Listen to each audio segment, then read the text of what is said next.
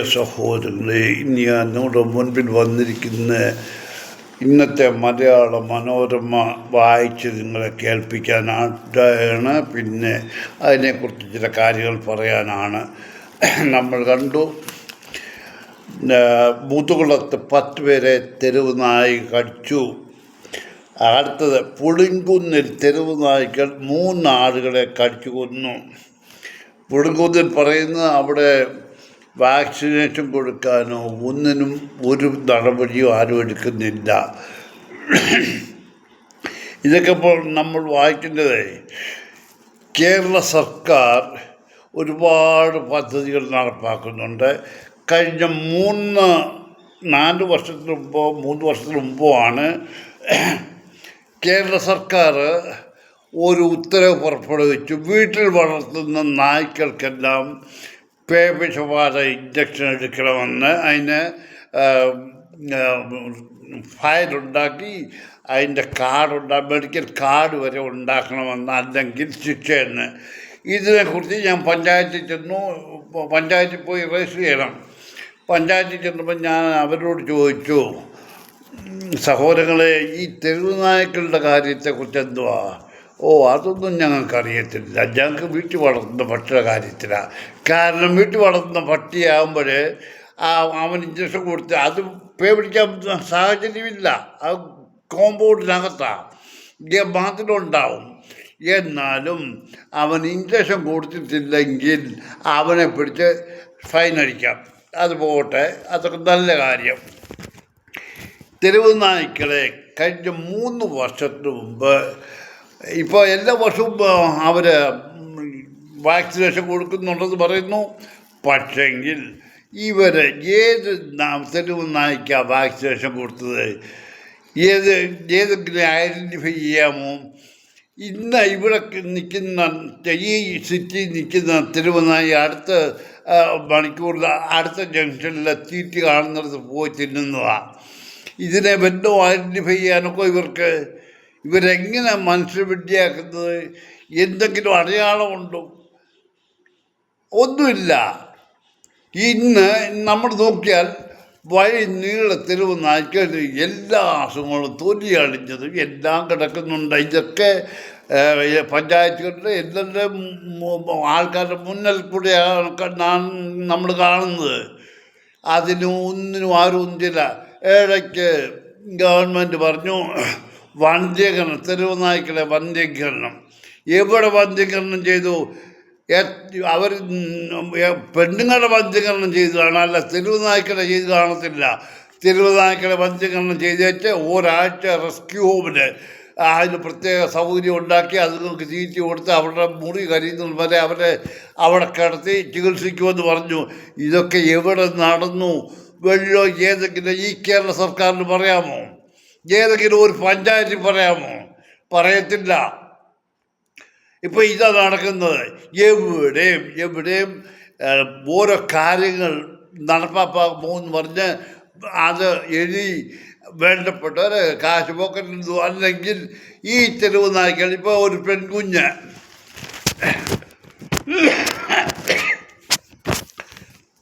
പേവിഷ vaccine തുണച്ചില്ല, കുഞ്ഞ് യാത്രയായി. ഞാൻ ചോദിച്ചോട്ടെ, ഒരു കുഞ്ഞിനെ തെരുവ് നായി കടിച്ചു, അതിന് പേവിഷബാധ ഉണ്ടെന്നറിഞ്ഞു.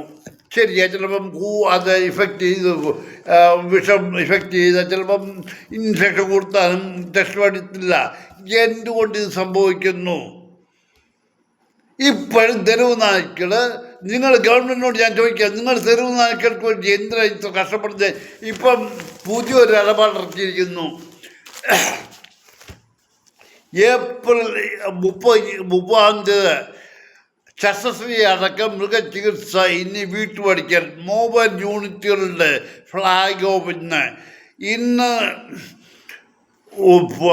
മൃഗസംരക്ഷണ വകുപ്പ് നടപ്പാക്കുന്നത് 47 ബ്ലോക്കുകളിൽ നടപ്പാക്കുന്ന മൊബൈൽ വെറ്റിനറി യൂണിറ്റുകളുടെയും 15 ജില്ലാ കേന്ദ്രങ്ങളുടെയും മൊബൈൽ സർജറി യൂണിറ്റുകളുടെയും ഫ്ലാഗ് ഓഫ് ഇന്ന് 11 മണിക്ക് മുഖ്യമന്ത്രി പിണറായി വിജയൻ ചെയ്യും. ഫ്ലാഗ് ഓഫ് നടത്തും. അത് ചിഞ്ചുറാണിയാണ് അതിൻ്റെ ആൾ പറഞ്ഞത്. ഞാൻ പറഞ്ഞോട്ടെ, ഇതൊക്കെ നിങ്ങൾ എല്ലാത്തിലും ഫ്ലാഗ് ഓഫ് ചെയ്യും, എല്ലാ കാര്യത്തിലും ഫ്ലാഗ് ഓഫ് ചെയ്യുന്നുണ്ട്. പക്ഷെങ്കിൽ ഈ യൂണിറ്റുകൾ ഇവിടെ ഒരു എല്ലാ പഞ്ചായത്തുകളിലും എനിക്ക് തോന്നുന്നു മൃഗ ആശുപത്രിയുണ്ട്. ഒരു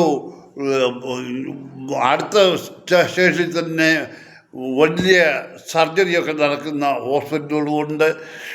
അല്ല, അവിടെ കൊണ്ടുപോയി പോലെ അവിടുന്ന് അവർ വന്നാൽ പോലെ. എന്തിനിപ്പോൾ ഈ യൂണിറ്റുകൾ ഇത് എത്ര ദിവസം നിങ്ങൾ ഓടിക്കും?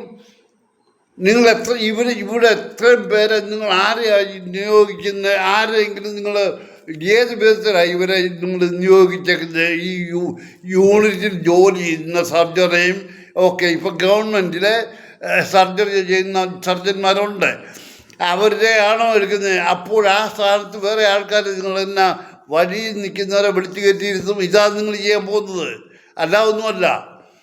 അല്ലെ ഏതെങ്കിലും ക്വാളിഫൈ ഉള്ള അവരെ ഏതെങ്കിലും അഡ്വർടൈസ് ചെയ്തോ നിങ്ങൾ?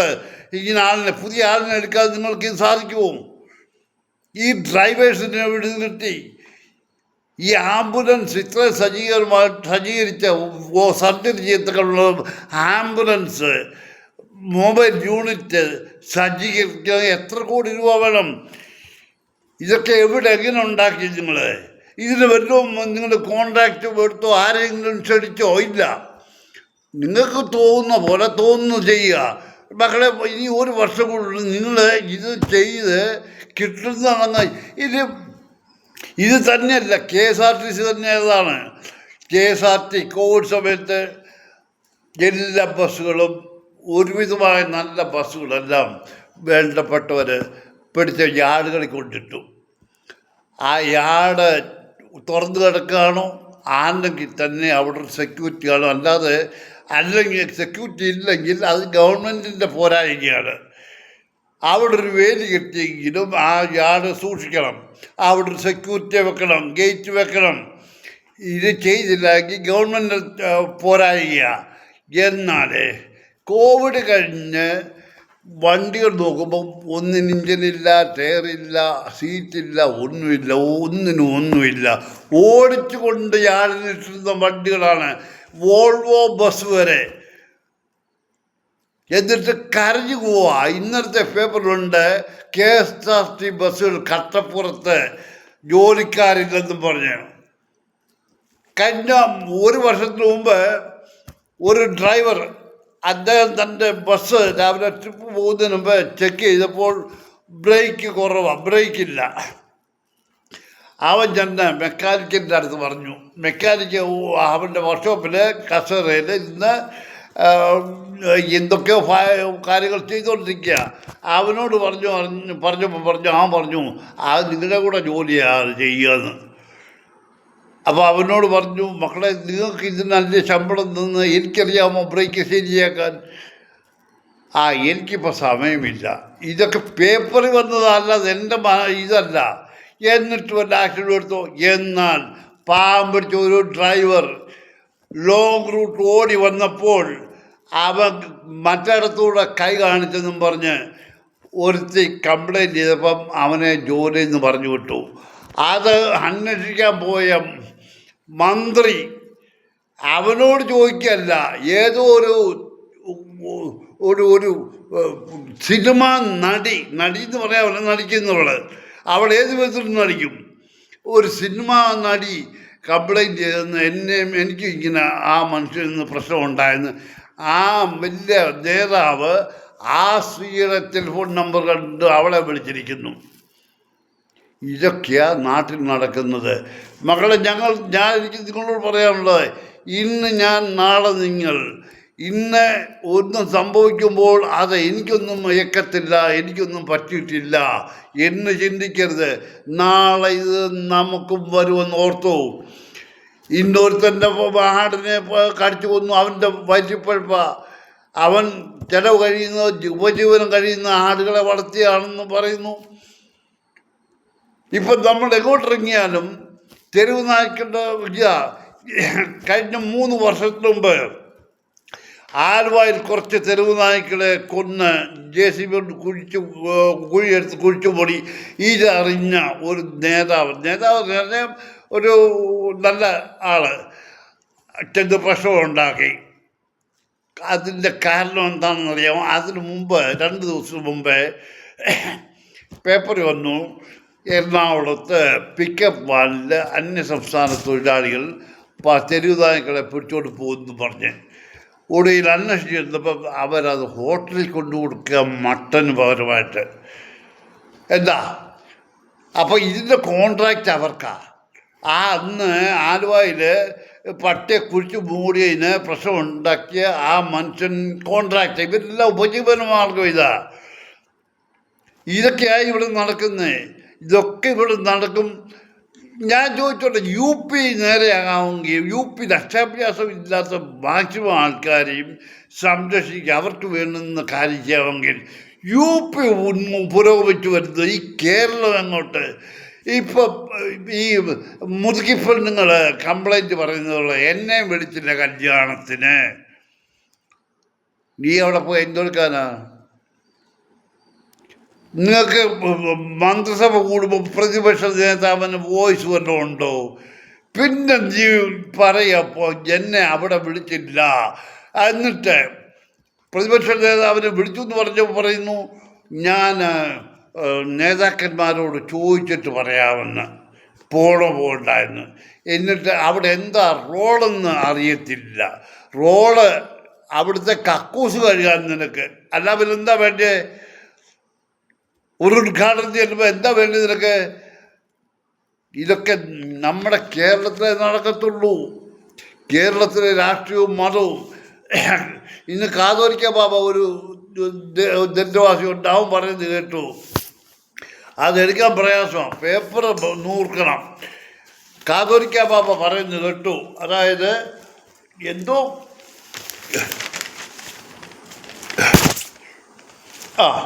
മൂല്യങ്ങൾ തകർന്ന സിനിമകൾ തിരസ്കരിക്കണം കാതോലിക്ക ബാബ. ആരുടെ മൂല്യം അത്? നിനക്കെന്തോ മൂല്യമുള്ളത്? നീ കൊലക്കേസിൽ 1-ാമത്തെ പ്രതി. ആ മരിച്ച മെത്രാൻ്റെ കാശെല്ലാം അവരുടെ ആൾക്കാർക്ക് വീതിച്ച് കിട്ടുന്നു, അവരുകൊണ്ട് അവർക്ക് വെച്ചാവുന്നു. ആരെങ്കിലും ചോദിക്കുന്നോ പറയുന്നു? ഇല്ല. മൂല്യങ്ങൾ നിനക്ക് നിൻ്റെ സഭയുടെ മൂല്യം എന്താ? ക്രിസ്തീയ സഭയുടെ മൂല്യം കീപ്പപ്പ് ചെയ്യുന്നുണ്ടോ? പിന്നെ നീ എന്തിനാ ഈ ഫിലിം? നിൻ്റെ കൂടെ ഇരുന്ന ഉണ്ടക്കണ്ണൻ യൂലിയോസ് അന്നൊരു സ്റ്റേജ് വെച്ച് പറഞ്ഞു, ഒരു സിനിമാ നടിയെ കണ്ടിട്ട്, അവിടെ എല്ലാ ഫിലിം ഞാൻ കാണുമെന്ന് ആഗ്രഹിച്ചിരുന്നു. ആ നേരിൽ കാണാൻ സാധിച്ചു. ഇതൊക്കെയാണ് നിൻ്റെയൊക്കെ മൂല്യം. നിന്നെ ഒന്നും ഞാനൊന്നും പറയുന്നില്ല. ഏതായാലും കേരളം നന്നായിക്കൊണ്ടിരിക്കുക. തെരുവ് നായ്ക്കൾ ഇനിയിപ്പം ശസ്ത്രക്രിയ, ഈ മൊബൈൽ വന്ന് ശസ്ത്രക്രിയ ചെയ്താൽ അതിനും ചാർജുണ്ട്. ഇവിടെ ഇപ്പം ചെങ്ങന്നൂരോട്ട് മൃഗാശുപത്രി ഉണ്ട്, അവിടെ കൊണ്ടുചെന്നാൽ അവിടെ സർജറി ഫ്രീയാ. മെഡിസിൻ മേടിക്കണം, ഇല്ലെങ്കിൽ മേടിക്കണമെന്നേ ഉള്ളൂ. എന്ത് ചികിത്സയും കിട്ടും. ഓട്ടോ ഇരുന്ന് കൊണ്ടുപോകണം, അല്ലെ പെറ്റു വണ്ടിയെ കൊണ്ടുപോകണം. ഇതൊക്കെ നമ്മൾ ഇനിയിപ്പം ഫ്ലാഗ് ഓഫ് ഒരുപാട് നടക്കും. മുട്ടൻ മരം മുറി എന്തായി വല്ലവർക്കും അറിയാമോ? ഇങ്ങനെ എന്തെല്ലാം സംഭവങ്ങൾ. അവരെല്ലാം ഇന്ന് സുഖമായി ജീവിക്കുന്നു. അവരുടെ മക്കൾ മരിച്ചാൽ പോലും ആ കേസ് തെളിയത്തുമില്ല. കേസിൻ്റെ ഒരു തുമ്പ് പുറത്തു വരത്തുമില്ല. ഇതൊക്കെ ഞാനിപ്പോൾ പറയുന്നത് ബാക്കി പിന്നെ പറയാം.